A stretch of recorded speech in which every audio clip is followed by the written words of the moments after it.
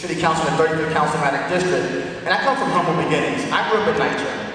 Myself and my wife grew up in NYCHA in the Bronx. And growing up in NYCHA, I realized that it gave me a foundation of what I wanted to be. And even though we didn't have a lot of money in my house, my mother always told me in the morning, son, what do I want you to be when you grow up? She said, a doctor and a lawyer, a doctor and a lawyer. And I'm an attorney myself, and so is my wife. But the reason why I'm running, I have 2 young children who I love dearly. And we all love our children. And I want to make sure we have quality schools where our kids can compete on a global level. Where they can play in the streets, not worry about gun violence, gang violence, or being bullied. When our children do well and go to school, they should have good living wage jobs. Okay? Right now, many of our young children can't afford to live where they grew up at. Right. If you make $10 an hour, you're only making $1,400 a month. Average rent now is $1,000. So we have to make sure we have affordable housing because the real estate market is out of control. But before I had children, I got involved with the school board. You know, I got together with the parents of the community, stakeholders, and we said, you know what, we're going to run for the school board. And I ran for the school board, and we won. So what did we do? We hired Dr. Evelyn Castro from Hunter High School Elementary School. Got together with the unions, teachers, principals, churches, and we raised the reading scores 8 percentage points within a 3-year period, excuse me. And we had the 5th best school in the state, which was 161.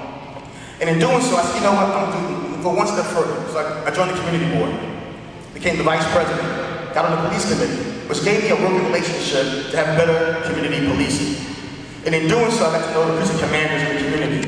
So when a young man was shot in my neighborhood, Benny Lai, he was shot because it was popular for tutoring young adults in our community. We galvanized the neighborhood. It took us 3 years, but we finally caught the murderer. As city council, what I want to do is, right now, I'm also in the prison.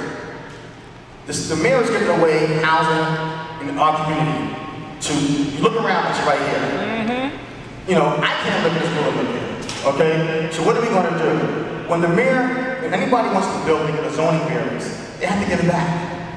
If you get a zoning variance to build up 10 stories, and you get 50 additional units at $1 million a piece, the developer's making $50 million. Mm-hmm. He has to give some of that money back. It just can't happen with developing and not giving money back for affordable housing.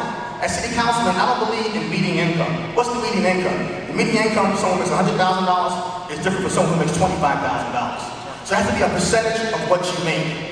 Your rent should be no more than 30% of what you make.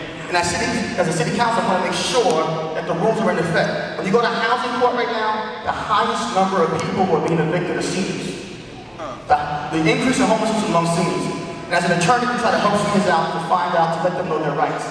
And as a district leader in Brooklyn, I nominate, as we've been in Colorado, we nominate the judges to the bench. And in doing so, as being a district leader for 6 years, we have more judges of color in Brooklyn than any other part of New York State. And we have seminars every month on knowing your rights. I think I went over the time. Thank you very much. Jesse Hamilton, I'm running for city council.